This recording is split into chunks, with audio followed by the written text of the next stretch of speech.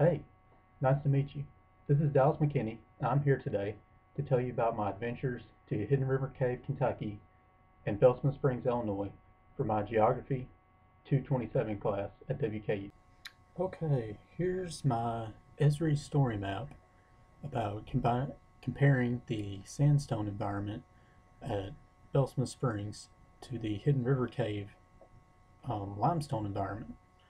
Um, through my iNaturalist observations I've taken over the course of this semester.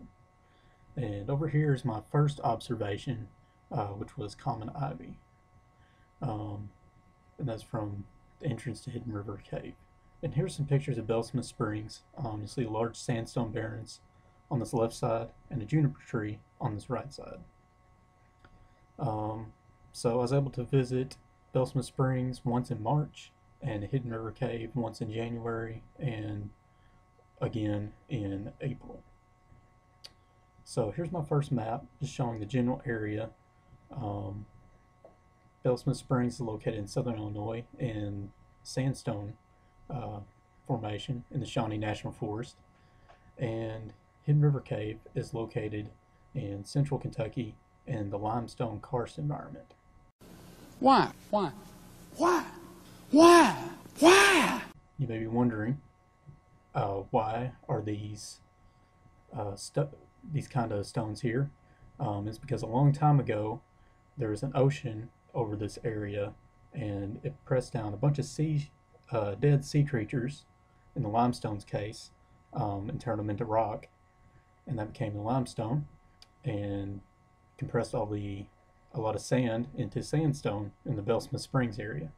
And the limestone's important because it will dissolve with the acid that's naturally in the rain and form caves, like Hidden River Cave. So I was in Hidden River Cave to help a WKU graduate student conduct her research. And this was a cave survey about how much water flowed through the cave streams, what pollution's in the cave, etc. So here's some of the stuff I did. I took measurements, or wrote down measurements helped her collect these dye samples, just helped her any way I could. And here's some of our pictures from that time. So in the cave, one of the first things I noticed was this white bacteria that covered all the walls. Welcome to the micro world. Oh look, science! So these are colonies of bacteria, made everything look white. And here in another room, we found some bats. The first of this grave bat. And here's let's see, I think there's a little brown bat, and also a cave cricket beside it. So, and here's a cave beetle we also found nearby. And at the Wheat River section, which is the deepest part of the cave, we found this blind crayfish, which is different than this surface crayfish that got washed in the cave we found closer to the entrance. And also at Wheat River, we found these plastic pellets, which are a form of pollution. Could it have to do with the plastic plant near the cave on the surface? Who knows? Where'd you get that cigar? Kroger? So here's a waterfall room, a flowstone, a little sprout of some kind. See some stalactites there on the side panel. And closer to the front of the cave, found some other evidence of pollution and some soap or detergent bubbles. But we still found some creatures nearby, like this cave salamander and also a silverfish. Then outside the cave, there's some unique plants and animals and stuff, mostly plants. So here we have some lady's fern, some anemodon moss, and some dandelions. Candy is dandy, but liquor is quicker. And then also we found some wildflowers, which you'd expect for April. Here's some annual honesty. The Adventures of Abraham Lincoln.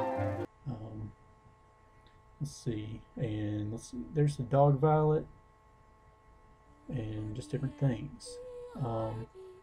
And here's some mistletoe, which is a parasitic plant, that lives off this oak tree. Alright, and we'll transition to Bellsmith Springs here. This is a sandstone environment. It has these surface streams and large bluffs from where the streams have cut into sandstone. You'll see here's some river cane, but this area also has poor soil, much like the limestone areas. So here's a picture of a vulture, kind of grainy, but still there. And then also a American beach. Looking over our Beach Tree News, Sky Cam. And here's an interactive map that I created. You can see it on this project, which I'll post a link to, so you can check it out for yourself. Like the vulture here, got a picture, I think, or there's the beech tree. So we went to 3 areas: the natural spring, which those pictures were from, the old grist mill, and the natural arch.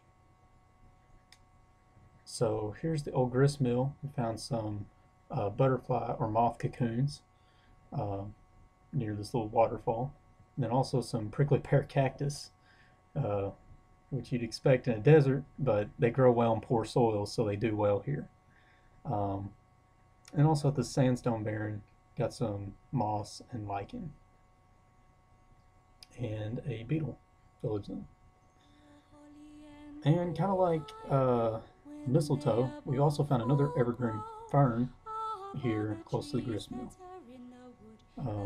Here's a pine tree, also grows well in the cold, in the poor soils, and some shingle moss, so we were able to know which direction was north.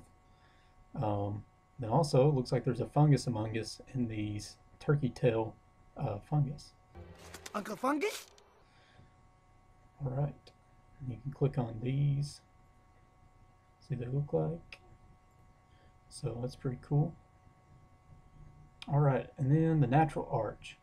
So this was formed by a large rock shelter or shallow tall cave that the back part collapsed, leaving an arch. And you'll see there's a waterfall flowing in the back of it, and we got a little rainbow in the waterfall, which is cool. You'll see some redbud trees around this, and there's some really mature tall trees here, like this tulip tree, identified by these little tulip things on it.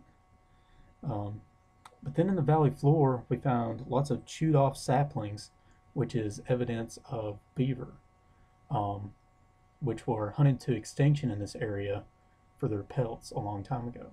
So it's good to see that they're coming back. Here's an American sycamore, another tall tree, some false turkey tail fungus. Uncle Fungus? And some wild garlic. And we also saw some wildflowers, which is kind of early in March, still had several frosts after this.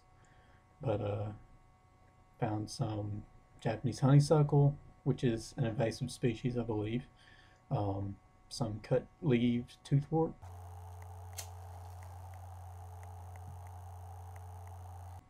In summary, the limestone karst and sandstone ecosystems are pretty similar, mostly because of their poor soils.